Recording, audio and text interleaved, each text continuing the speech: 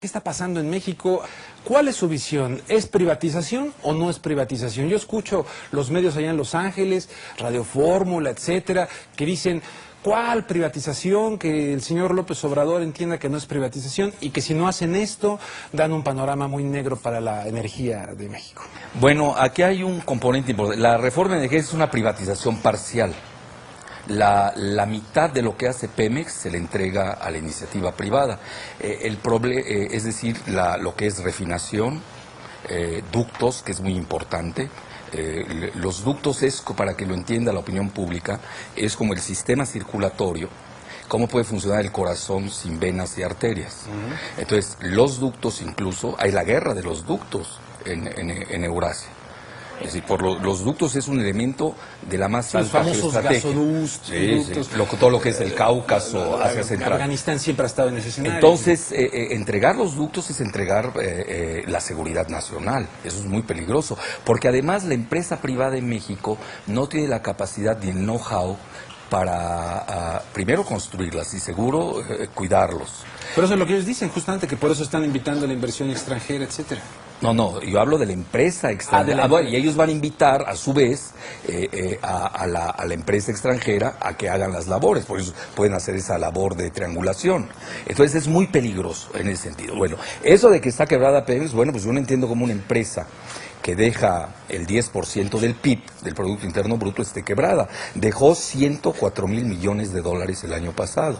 Es decir, 80,000 millones de dólares libres de ganancia y antes de impuestos, que obviamente se lo lleva todo. O sea, este diagnóstico reciente de Reyes. Pero no hay diagnóstico. ¿Y cómo se llama, Georgina? Sí, no hay diagnóstico. Ese que vieron, que dijeron. Ellos están dando un tratamiento neoliberal sin el paciente. Además, los diagnósticos se pueden equivocar.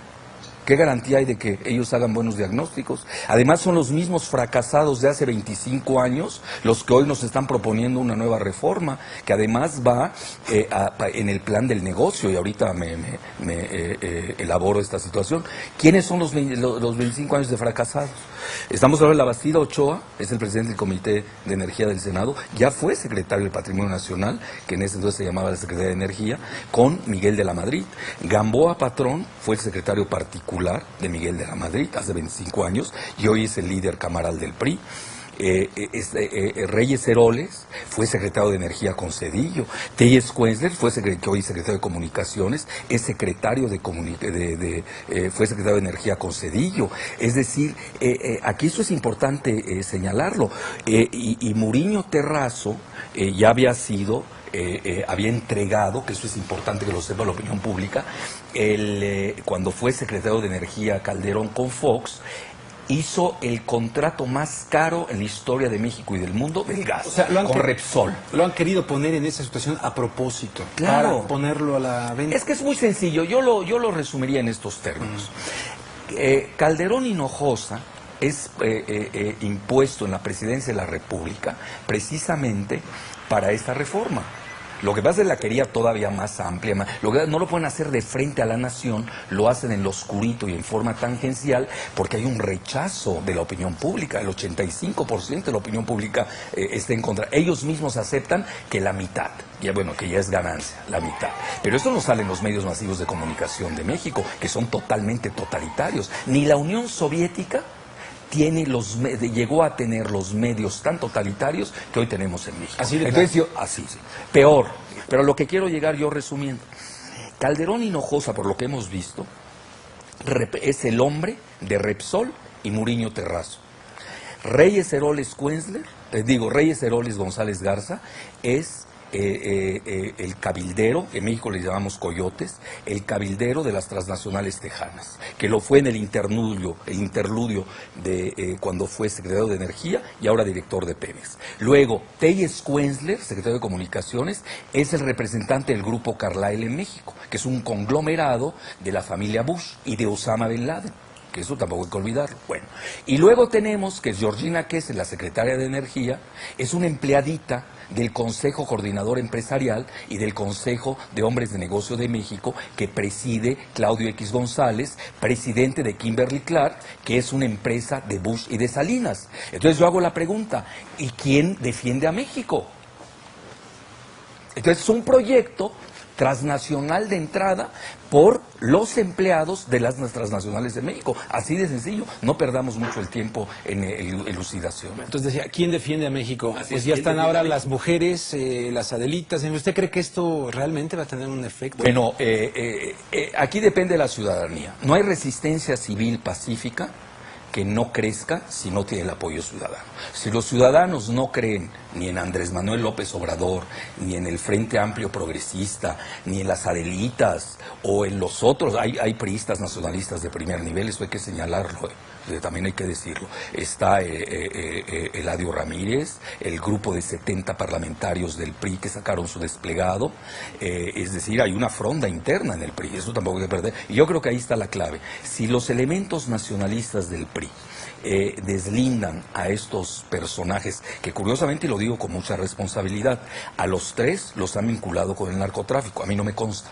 Pero si uno se mete a Google y pone sus apellidos, sale siempre el tema del narcotráfico. Y estoy hablando de Beltrones Rivera, estoy hablando de Gamboa Patrón, incluso socio de Kamel Nasif, y de la Bastida Ochoa, que además ya tenía un escándalo de corrupción con el Pemex Gate. Es decir, son personajes de la escoria los que hoy quieren privatizar en lo oscurito a Pemex. Así de sencillo. Es un gran negocio. Es decir, no olvidemos que hoy el petróleo se encuentra a $100 el barril, pero hay algo más importante que a eso yo sí me dedico.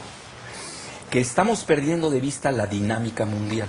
El 90% de las reservas petroleras del mundo está en manos estatales y solamente el 10% ya está en manos privadas de las transnacionales. Y eso lo dice el Financial Times y lo acaba de decir incluso nada menos que Matthew Simmons, que es un banquero de inversiones tejano asociado a los Bush y a Cheney, quien acaba de comentar que las empresas privadas están en vías de liquidación porque ya no tienen reservas. Hoy las empresas cotizan en bolsa gracias a sus inventarios en reservas.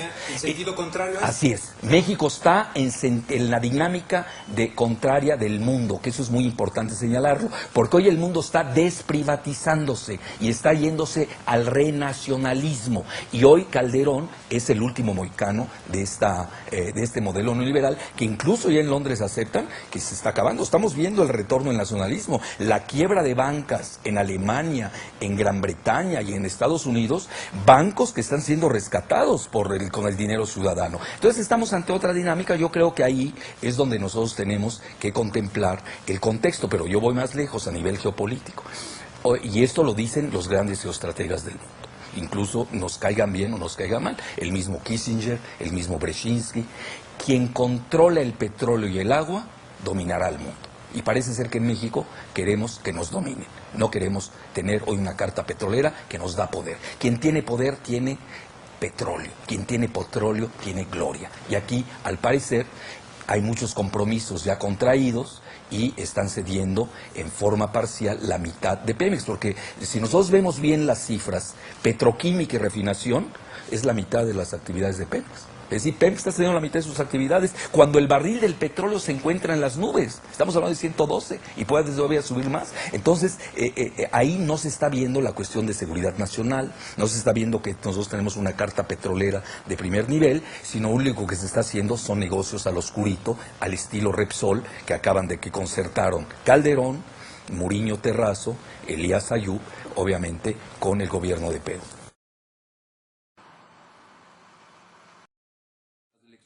Oiga, todo esto del ASPAN, la iniciativa Mérida, estas cuestiones, ¿cómo dejan a México?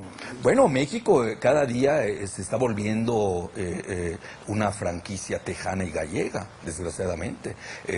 Con el ASPAN, de facto, los Estados Unidos capturan el petróleo del Golfo de México. De ahí que yo he dicho que nosotros tenemos que darles garantías de abastecimiento petrolero a Estados Unidos, que entiendan que si se privatiza Pemex va a haber mayor número de migrantes de Estados Unidos. Si es quienes están propiciando la migración de Estados Unidos es el propio Estados Unidos. ¿Por qué razón? Pues ellos son los que nos obligan al NAFTA, al TLC, que dijeron que era para creación de empleos. Ese fue el objetivo primario que dijo Salinas. ¿Cuál fue el resultado? 30 millones de mexicanos se ha vaciado el país de su riqueza o de recursos humanos.